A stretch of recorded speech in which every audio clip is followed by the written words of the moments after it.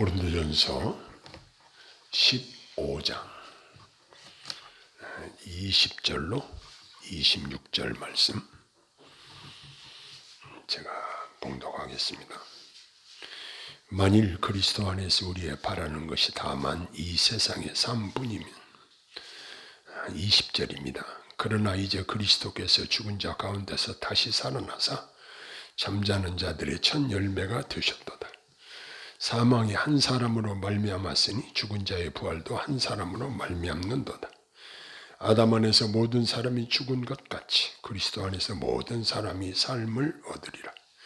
그러나 각각 자기 차례대로 드리니 먼저는 첫 열매인 그리스도요, 다음에는 그가 강림하실 때에 그리스도에게 속한 자요, 그 후에는 마지막이니 그가 모든 통치와 모든 권세와 능력을 멸하시고 나라를 아버지 하나님께 바칠 때라. 그가 모든 원수를 그 발 아래에 둘 때까지 반드시 왕노릇 하시리니 맨 나중에 멸망받을 원수는 사망이니라. 아멘.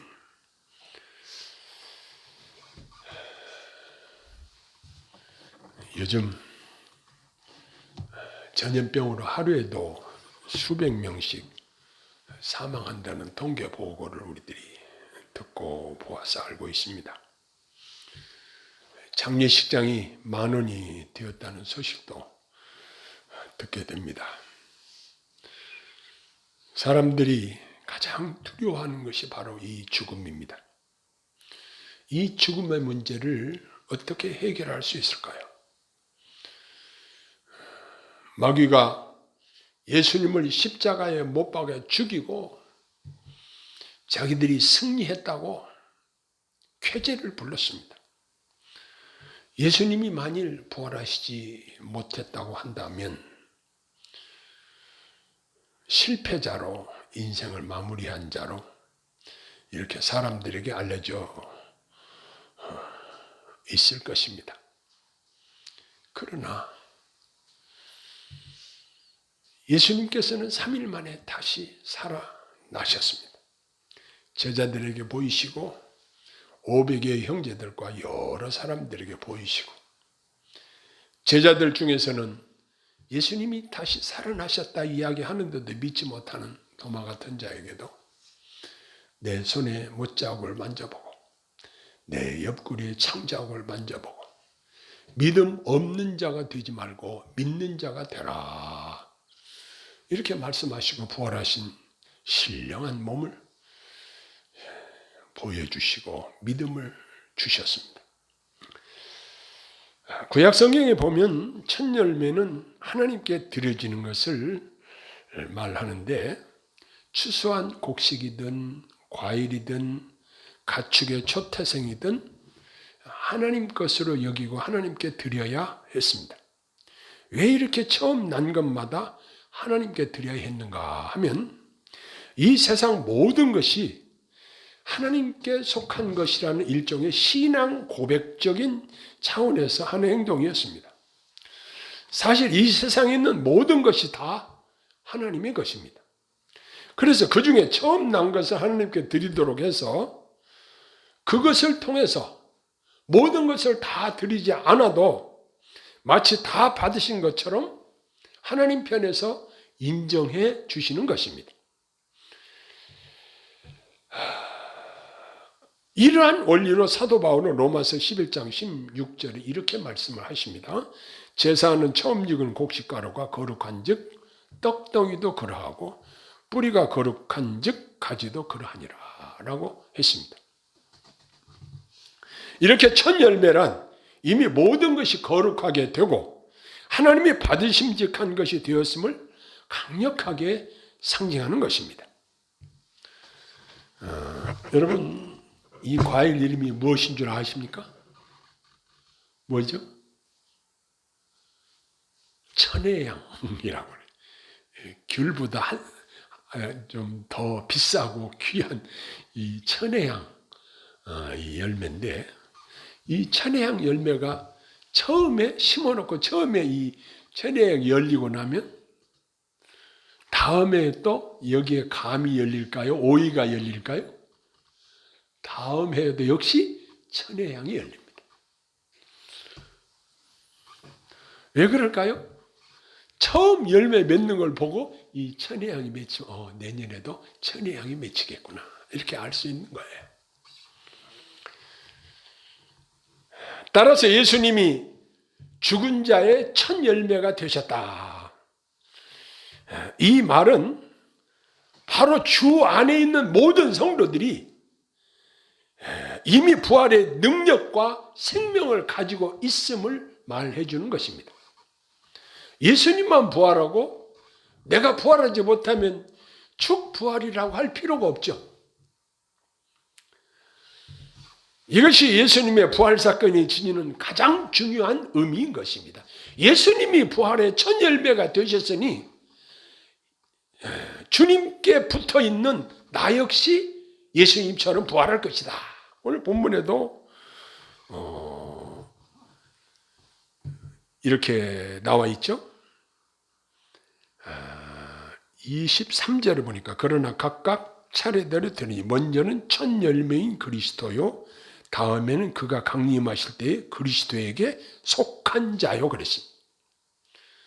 그러니까 저와 여러분이 마귀에게 속한 자가 아니고 그리스도에게 속한 자라고 한다면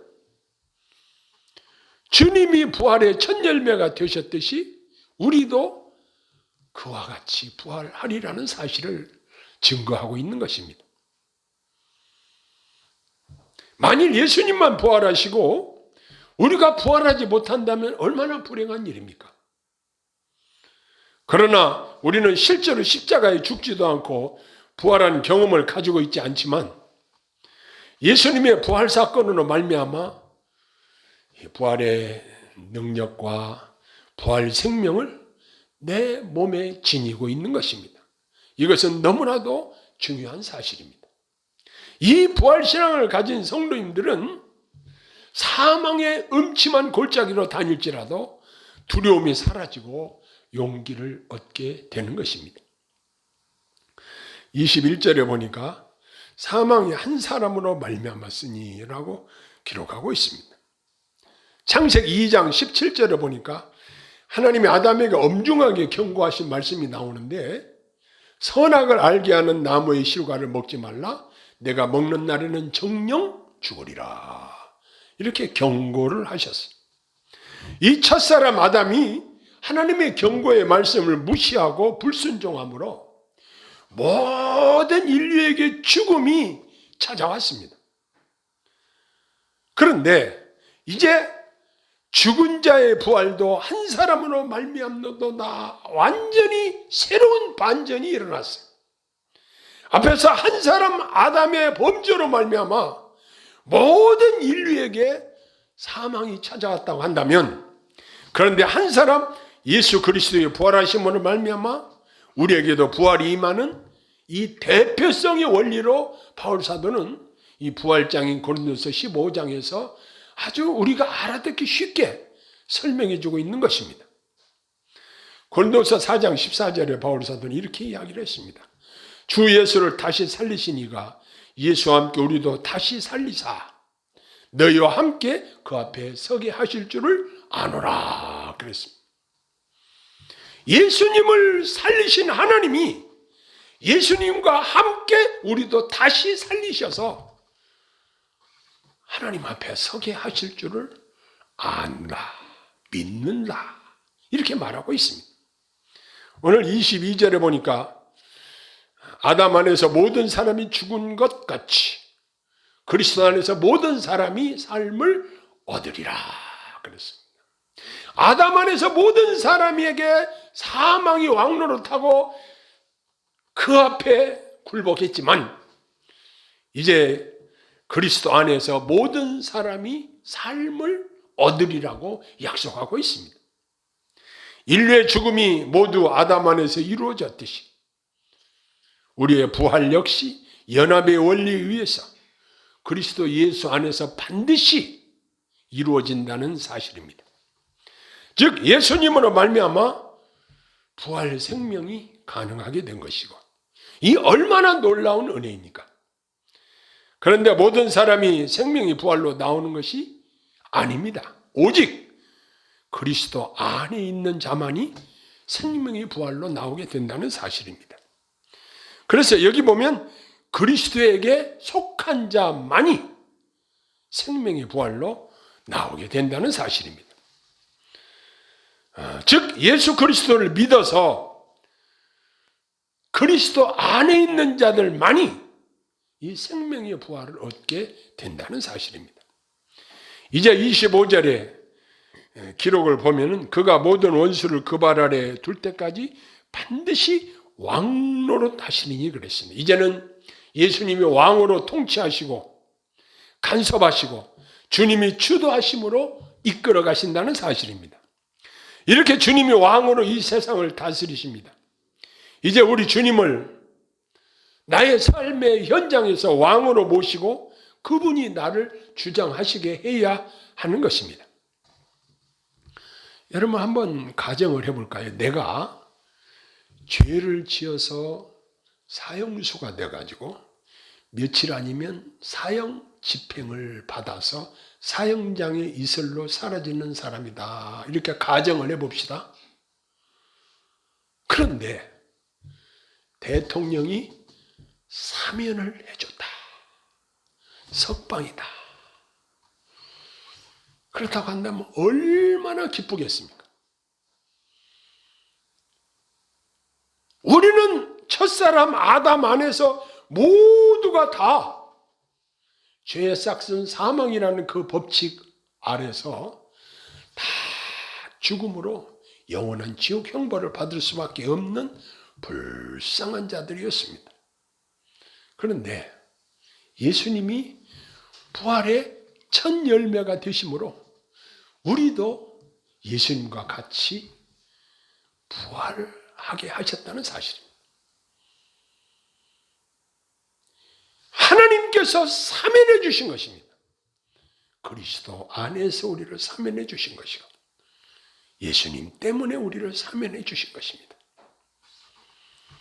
이렇게 영원한 지옥 형벌을 받아 마땅한 우리들을 사면해 주시고 깨끗이 씻어주시고 예수님처럼 신령한 몸으로 부활하게 하심에 대해서 우리는 믿음으로 무한 감사를 드리는 것입니다.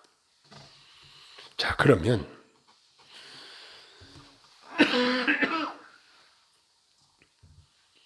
이러한 부활신앙을 가진 자들은 어떤 마음으로 살아야 될까요? 여기 고린도전서 15장 55절부터 57절까지 보면 사망아 너희 승리가 어디 있느냐? 사망아 내가 쏘는 것이 어디 있느냐? 사망이 쏘는 것은 죄요 죄의 권능은 율법이라. 우리 주 예수 그리스도로 말미암아 우리에게 승리를 주시는 하나님께 감사하노니 그랬습니다. 다시 말해서 우리는 담대하라는 것입니다. 죽음 앞에 담대하라는 것입니다. 유럽 지역에 한때 흑사병이 돌면서 많은 사람들이 죽어가고 있는 그때에 그리스도인들이 나서서 환자들을 수습하고 사망자들을 수습하는 일을 자발적으로 나서서 했다는 거예요. 자기도 흑사병에 걸려서 죽을 수도 있는데 그걸 두려워하지 않고 죽음을 두려워하지 않고 그 일을 감당했다는 이야기를 들은 적이 있습니다.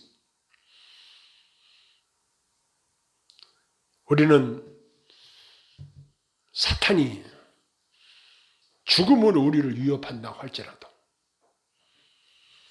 담대해야 할 것입니다. 왜냐? 우리는 부활 신앙을 가지고 있기 때문에 그렇습니다. 그 다음에 여기 마지막 절에 보면 그러므로 내 사랑하는 형제들아 견실하며 흔들리지 말고 항상 주의 일에 힘쓰는 자들이 되라 그랬습니다. 견실하여 흔들리지 말고 항상 주의 일에 더욱 힘쓰는 자들이 되라. 왜? 이는 너희 수고가 주 안에서 헛되지 않은 줄 알미라 그랬습니다. 장차 하나님 나라에서 저와 여러분에게 상급으로 갚아 주실 것입니다. 할렐루야. 그러니 항상 주의 일에 힘쓰는 자들은 어떤 자들인가? 이 부활신앙을 가진 자들이 주의 일에 힘쓰는 자들이 되는 것입니다. 우리가 부활주일을 한낱 행사로 여기고 1년에 한 번 부활주일 계란 먹는 날 이렇게 생각하는 것보다 주님이 부활의 첫 열매가 되셔서 이제 우리도 같이 예수님처럼 신령한 몸으로 부활하게 될 것이다. 이 믿음을 가진다고 한다면 우리가 몸이 아파서 죽을 병에 걸려도 우리가 힘든 생활을 해도 죽음보다 더한 고통이 우리를 엄습해 온다고 할지라도 이 부활신앙을 가지고 넉넉히 승리할 줄로 믿습니다. 기도하겠습니다. 하나님 아버지, 오늘 부활주일 축하 예배로 하나님 앞에 드립니다. 예수님의 부활이 곧 우리의 부활의 첫 열매가 되심을 우리가 고백합니다. 저희들에게 은혜를 베푸셔서 담대하게 더욱 주의 일에 힘쓰는 자들이 되게 하옵소서. 하나님 나라의 상급을 바라보고 힘쓰고 애쓰게 하여 주옵소서. 예수님 이름으로 간절히 기도하옵나이다. 아멘.